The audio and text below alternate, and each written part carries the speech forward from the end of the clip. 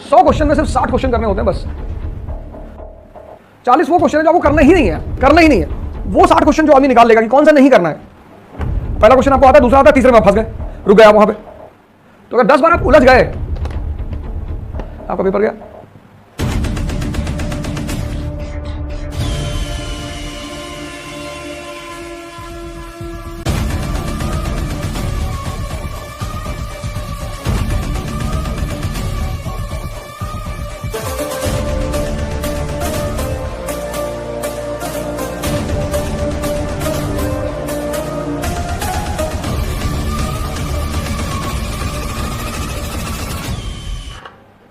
पूरी जिंदगी कॉन्सेप्ट का गेम है। कल मुझसे एक लड़का पूछ रहा था प्री निकालने के लिए कितना पढ़ना पड़ता है।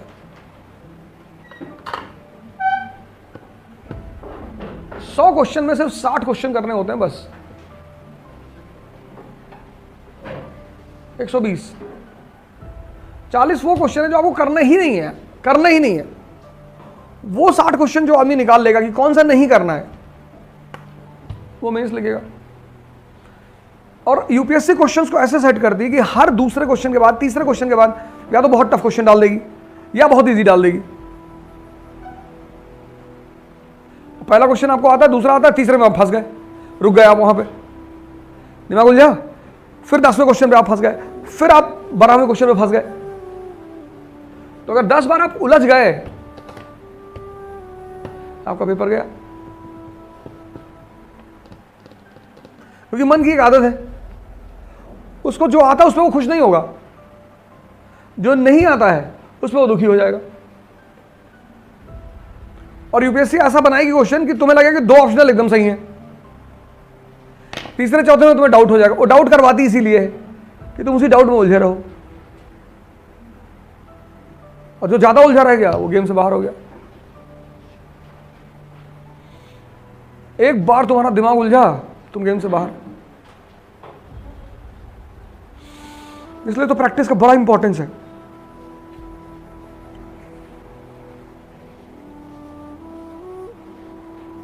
प्रैक्टिस का बहुत इंपॉर्टेंस है। दिमाग उलझने के बाद क्या होता है कि जो आते हुए क्वेश्चन है उसमें गलती हो जाती है।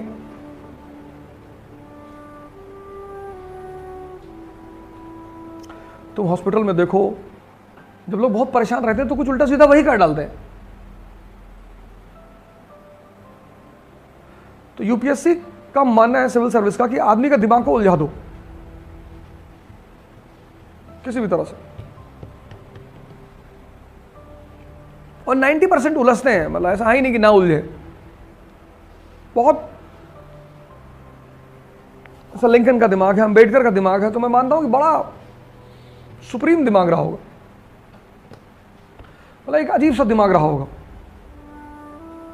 क्योंकि जिस आदमी को इतनी ऑड देखनी पड़े, ऑड, कदम कदम पे मुसीबत, कदम कदम पे आपको खाना मिल रहा है ना, रहना मिल रहा है, न्यूज़पेपर मिल रहा है, सब कुछ मिल रहा है, कहीं 2-4 दिन में एक समस्या आ जाती है? 10 दिन में, 20 दिन में, 50 दिन में कोई एक समस्या आ जाती है, लेकिन आपको वो एक समस्या हिला देती है। और जिस आदमी के सामने डेली समस्या है, फिर भी वो टॉप कर रहा है, पढ़ाई में अव्वल आ रहा है।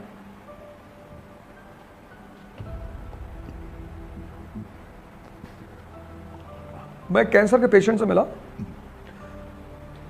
मुझे पता नहीं था कैंसर का पेशेंट है। तो वो स्कीइंग कर रहा था कश्मीर में। तो जिस तरह से वो कर रहा था ना, उस तरह से अच्छे केयर्स नहीं करते हैं। स्टीप उस पर चला जाता था एकदम, हल्का सा मिस किया तो गए। तो मैंने कहा आप स्कीइंग फेस्टिवल में पार्टिसिपेट करते हैं? कहा अरे यार स्कीइंग फेस्टिवल क्या होता, मैं तो मजा ले रहा हूं। तो उनके साथ एक साहब और थे, हमने कहा बहुत बड़े खिलाड़ी हैं।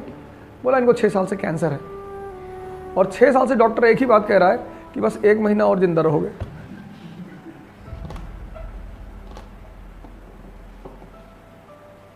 बोले वो लास्ट फेज आ ही नहीं रही है। इतना विल पावर उस आदमी ने अपनी स्ट्रॉन्ग कर रखी है कि वो लास्ट फेज आ ही नहीं रही है। कैंसर का लास्ट फेज है अनकंट्रोल्ड सेल डिवीजन, मतलब उस पर फिर कीमो भी काम नहीं करती, फिर सारे मल्टी ऑर्गन फेलियर हो जाते हैं, आदमी मर जाता है। कीमो में आदमी को कोबरे का जहर दिया जाता है। कोबरा का जो जहर होता है वो कीमो में दिया जाता है, इसलिए आदमी का पूरी बॉडी काला पड़ जाती है कीमो के बाद। 100 पॉइंट दिया था, 100। तब जहर तो जहर है ना, वो तो नेगेटिव सेल को मारेगा तो पॉजिटिव को नहीं मारेगा, पॉजिटिव को भी मार देगा। 6 साल से डॉक्टर परेशान, कहा भैया इस साल में आते हैं, स्कीइंग करते हैं 6 महीना 3 महीना और ऐसे ही करते हैं। तो उस आदमी ने मुझसे कहा मैंने मूवी देखी आनंद, अमिताभ बच्चन और राजेश खन्ना वाली, कहा उस मूवी ने बड़ा इंस्पायर किया मुझे कि भाई हम हंस हंस के मरेंगे। तब से मर ही नहीं रहे, जब से ठान लिया कि हंस हंस के मरेंगे तब से मर ही नहीं रहे। बड़ी अजीब सी खेल है, बहुत अजीब सा, बहुत अजीब सा खेल है।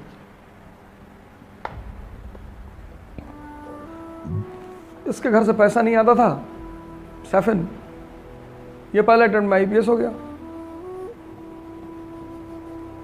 जिनके माँ बाप ने दिल्ली में नौकर रख रखे हैं, गाड़ियां रख रखी, 2 नौकर, एक नौकर भैया का बैग उठा के कोचिंग आता है और दूसरा भैया का कपड़ा धोता है कमरे पे। भैया 3 साल से फ्री दे रहे, हो ही नहीं रहा भैया, कभी 1 नंबर से रुक जा रहा, कभी 2 नंबर से रुक जा, पता नहीं, लेकिन भैया कहते यही है कि सर पॉइंट 1 से नहीं हुआ। पता नहीं क्या UPSC वालों भैया से दुश्मनी, और भैया पढ़ते बहुत है। 8 बजे भैया की क्लास होती है और 6:30 बजे नौकर आके आगे वाली सीट पे बैग रख देता है। भैया 8:15 बजे आते हैं सिगरेट उगरेट पी के, 8 बजे कोचिंग पहुंचते हैं, फिर वो एक सिगरेट खरीदते हैं गेट के बाहर, वहां खड़े होकर पूरा पीते हैं। तब भैया को निकोटीन अंदर जाती है तो भैया का वायरस एक्टिव होता है, तब भैया आगे क्लास में बैठते। यहीं पे थे, प्रिंसिपल सेक्रेटरी पूना थे 2 साल पहले। पीटी नहीं हो रहा, एक से एक लड़के सिंपल से लड़के आ रहे हैं, पीटी में सब निकाल के अपना चुपचाप चले आ।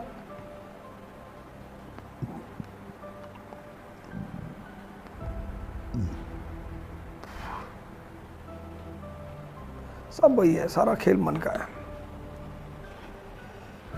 पहली बार मशीन एज की शुरुआत हुई और मशीनों ने हमें जितना कमजोर किया और निकम्मा बनाया, इस जो प्रेजेंट सभ्यता, इसकी विनाश का कारण क्या है? मशीन। हम इतने कमजोर हो गए अंदर से। डायबिटीज रेयर और केस में होती थी किसी को। मेरे पिताजी का ऑफिस 30 किलोमीटर था, तो गांव से वो 30 किलोमीटर साइकिल से आते थे सुबह और शाम को 30 किलोमीटर वापस जाते थे। 60 किलोमीटर की साइकिलिंग हो गई। अब किस जिम में जाने की जरूरत है? एक एक डिब्बा मिठाई खा जाते हैं अभी 80 ईयर्स के एज में, एक डिब्बा मिठाई पूरा खा जाते हैं। हमें सोचना पड़ता है कि यार शुगर ना बढ़ जाए, लेकिन किसी चीज को मिटा देना उस समस्या का समाधान नहीं है। जो एवरेज माइंड है दुनिया में, एवरेज, वो अगर समस्या देखता कहता समस्या खत्म कर दो। एवरेज माइंड समस्या को खत्म करना चाहता है, ग्रेट माइंड उसे सॉल्व करना चाहता है।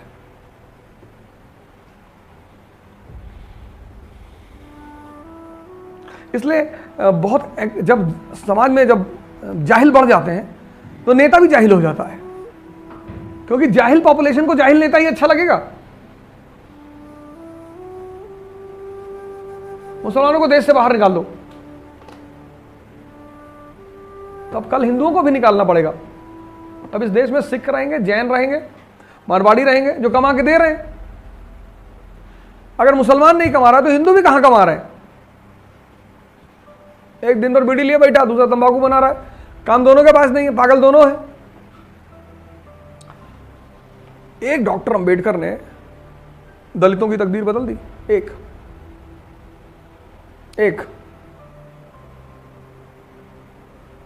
दलित गया मंदिर, डॉक्टर ने रोक लिया, कहा यार?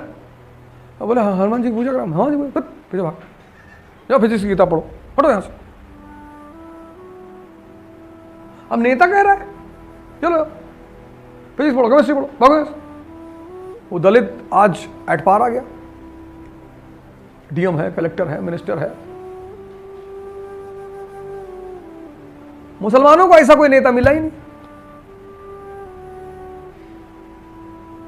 नहीं। मुसलमानों को सिर्फ भड़काने वाले नेता मिले। तुम्हारा धर्म खतरे में है, ये फिजिक्स की किताब जला के धर्म बचाने चले गए। एक आदमी ने धर्म छोड़ के फिजिक्स की किताब पढ़ी।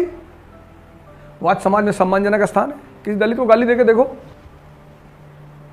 सिर्फ गाली का मुंह बना दो, जिस तरह गाली देते हैं उस तरह से ऐसे मुंह बना दो, वो थाने चला जाएगा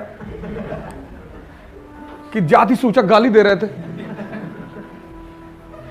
सर कोई सुनवाई नहीं होगी उसके बाद आपकी, पहले आप अंदर जाएंगे। नॉन बेलेबल वारंट, इसी पे तो बवाल होता है। सुप्रीम कोर्ट ने कहा था कि बिना मतलब साबित हुए किसी को ऐसे सजा थोड़ी दे सकते, और 2 लाख रुपए जुर्माना। अप्रोच जो है, लीडरशिप, सोचने का तरीका सब बहुत मायने रखता है।